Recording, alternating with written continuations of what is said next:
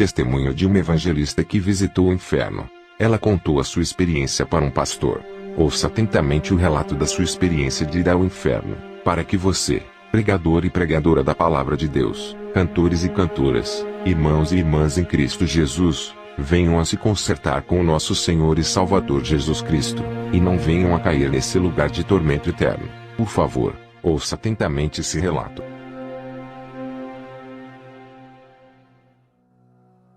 Eu me deixei ser chamada por serva do Senhor. Escute isto. Eu me deixei ser chamada serva do Senhor por 38 anos, trabalhando pelo Concílio Nacional das Assembleias de Deus nos Estados Unidos. Trabalhando arduamente, eu ia de um lado para outro levando a mensagem da palavra. Daqui para lá, de lá para cá, desde que o Senhor me chamou ao ministério. Desde que o Senhor me chamou ao ministério eu levava a mensagem de um lado a outro. Viajei várias vezes ao México, estive no estado de Veracruz, estive no estado de Guaracá, estive no estado de Chiapas, e em vários estados da República Mexicana levando eventos e concílios de mulheres. Ali estava eu.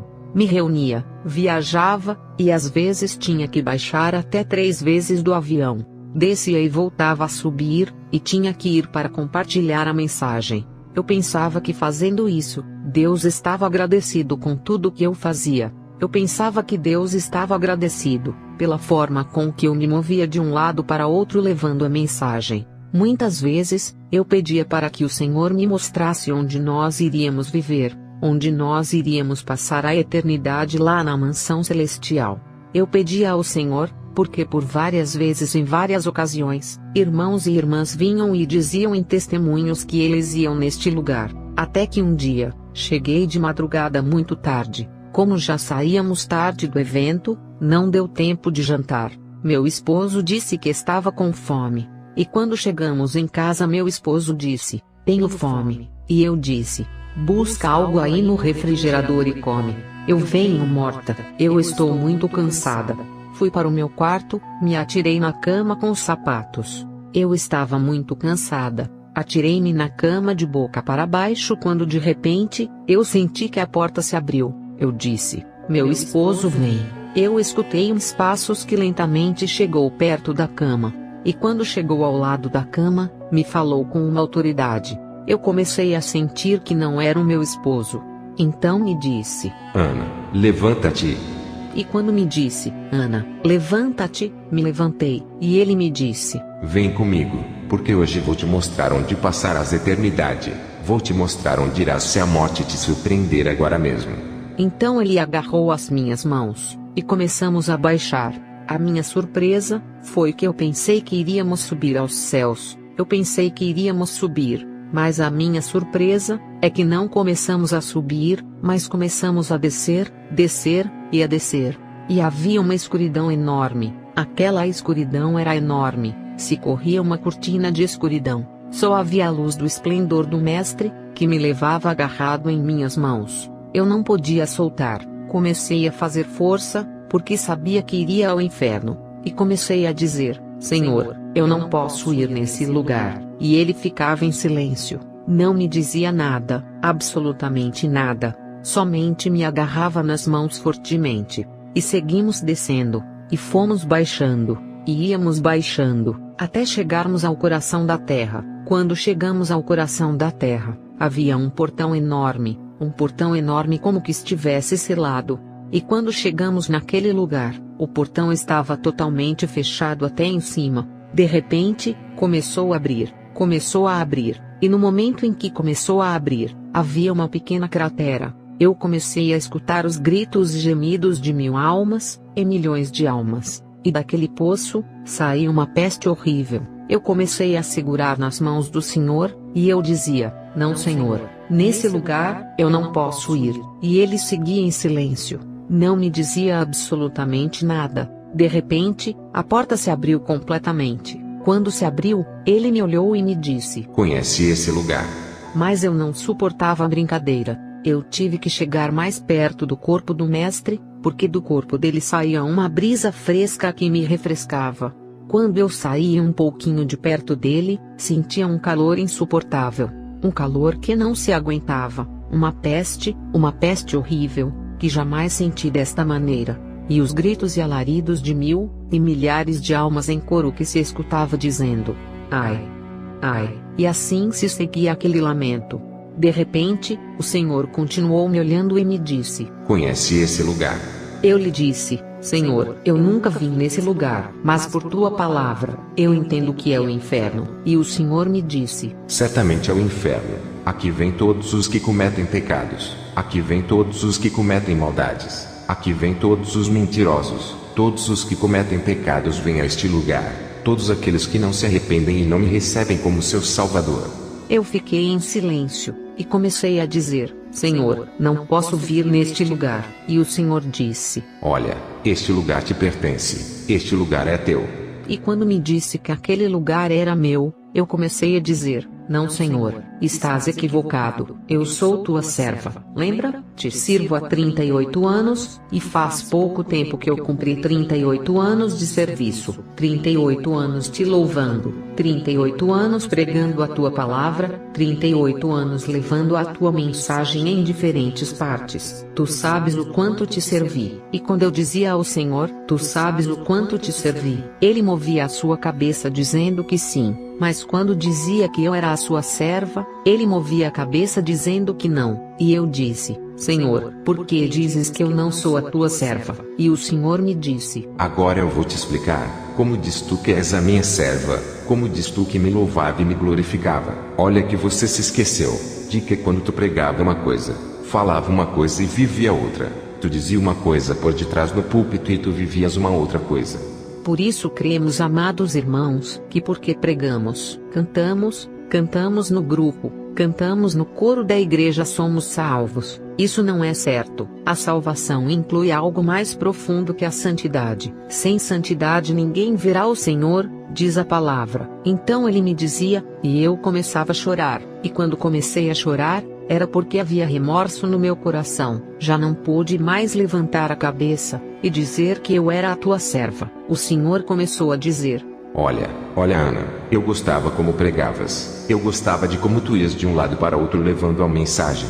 Gostava porque você levava a mensagem daqui para lá. Isto me agradava, mas você falava uma coisa e vivia outra. Ele continuou a me dizer: Olha, Ana, eu quero te mostrar algo. E de repente se pôs um telão, assim como se estivesse sendo transmitido em um disco ali. Eu via nessa tela uma prostituta, como vivia uma prostituta. Ele me dizia: Olha, Ana, olha essa prostituta. Olha essa prostituta e olha agora como é que você subia nos altares. Irmãos, certamente às vezes eu subia no altar para pregar com calça comprida. Eu subia para pregar com shorts. Subia para pregar com saias longas, mas rachadas até em cima do joelho. Às vezes, eu subia para pregar com blusas decotadas, nada mais que um véu em cima para tampar. Eu olhava na tela. Assim subia eu. O Senhor começou a dizer: Como tu dizes que é a minha serva, como tu dizes que eu me louvava, me glorificava, e que és minha filha, se tu tivestes como uma prostituta, tu tivestes igual a uma prostituta. Muitos de vocês podem dizer agora: Irmãos, isso não é possível. Eu quero que escutes bem. E ele continuava a me dizer: Você se lembra que eu te dei um cabelo longo? Lembra, Ana, os cabelos longos castanhos que te dei, e tu cortaste, e pintou de diferentes cores. É certo, irmãos. Eu havia cortado os meus cabelos e havia pintado. Às vezes, eu andava 6 meses com uma cor, e outros 6 meses com o cabelo de outra cor, e eu chegava na igreja. Meu pastor me dizia: Olá, irmã Ana, que bonito esse look. Ficou precioso. Eu pensava que, como agradava ao meu pastor, eu também agradava a Deus. A Bíblia nos diz que estamos aqui para agradar a Deus, e não para agradar aos homens. Esta noite, pode ser que isso seja duro, mas o Senhor me dizia: Olha, Ana, o que eu mais demando no meu povo é o vestuário. Eu demando do meu povo vestuário, e olha como anda o meu povo. De repente começou a me mostrar como as pessoas iam nos bares, nas boates, como iam nas discotecas, e nos lugares de rock, como entravam ali nesses lugares. As jovens de saias curtas, calças apertadas que pareciam que haviam colocado 3 em 1 para poder vestir, com saias e shorts cortados até em cima. Eu via como entravam nas boates e centros noturnos, e o Senhor me mostrou e me disse: Olha aí, veja meu povo como anda da mesma maneira. Da mesma maneira, assim como entram nas boates, assim entram nas igrejas, assim estão nas igrejas. Olha como está o meu povo, olha como vivem, olha como o meu povo está, olha a condição que vive a minha igreja. Meus irmãos, eu tive que abaixar a cabeça, e já não podia dizer que era a serva dele, já não podia dizer que eu não deveria ir ao inferno, já não haviam mais palavras para eu me desculpar diante do Senhor. A única coisa que fiz foi abaixar a cabeça, e compreendi que a mim pertencia o inferno. Comecei a sentir vergonha, e o Senhor começou a dizer: Você se pintava igual a uma prostituta, e eu quero te dizer que o meu povo tem que ser diferente. De 10.000 no mundo, um tem que ser diferente, aquele que louve e dá glórias ao meu nome, porque o meu povo tem que fazer a diferença. E nesse momento, o Senhor começou a caminhar para dentro daquele lugar, e perto daquela cratera, diante daquele poço profundo que havia, onde saía uma fumaça que pesteava a enxofre, e eu já não suportava, e eu tive que caminhar ao lado do mestre. Ele começou a me mostrar: irmãos, tudo ali é vermelho vivo, ali, não há descanso nem de dia nem de noite, tudo ali, é um calor insuportável, ali, tem um cálculo de 3.800 graus de temperatura, não tem como suportar. Se cair um pedaço de ferro, derrete. Se cair um pedaço de ferro, se fazem nada, porque não se suporta as chamas nesse lugar. Ali, estão as almas atormentadas no fogo. As almas começam a gritar e a dizer: Senhor, Senhor, ajuda-nos. E o Senhor lhes dava as costas como se não estivesse vendo, como se não os conhecesse, e seguiu caminhando. Eu segui caminhando atrás dele. Ele começou a dizer: Olha, eu vou te dar uma última oportunidade. Tu tens que ir a eles e falar da palavra. Não importa que te critiquem, não importa que te tirem do movimento, não importa que te tirem da igreja. Vai e fale da minha palavra. Tudo que estou te mostrando aqui, vai, e leve a mensagem para que se arrependam.